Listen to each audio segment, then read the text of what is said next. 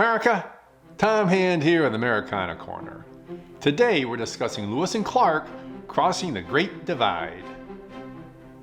In late July 1805, the Lewis and Clark expedition entered the Rockies, searching for the Shoshone, from whom they hoped to purchase horses for the journey over the mountains.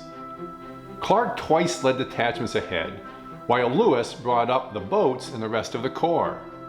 But Clark's efforts only resulted in exhaustion, sore feet, and no Shoshone. The men in the main body were also worn out, as the Jefferson River was barely navigable, and more time was spent dragging the canoes than paddling. To recuperate, they set up camp at the three forks of the Missouri, where the Jefferson, Madison, and Gallatin rivers meet to form the Missouri River, and that Lewis described as an essential point in the geography of this western part of the continent. With Clark recuperating, Lewis led scouting parties up an Indian trail that led to Lemhi Pass.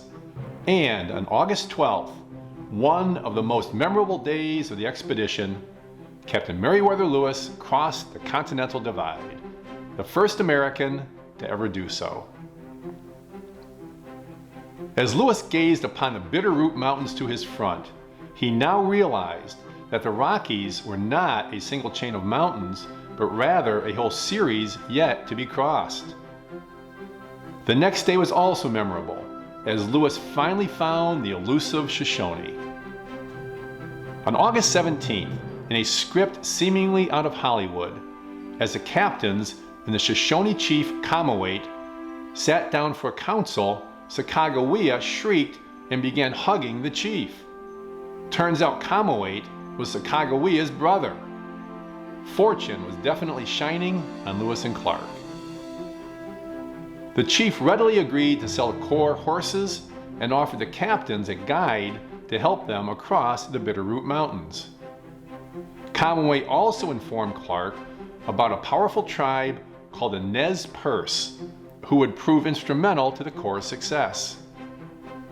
Finally, on September 1st, Lewis and Clark bade goodbye to Cameahwait and the Shoshone, who headed for their annual buffalo hunt in the Missouri River Valley, while the corps began their trek on the west side of the Great Divide.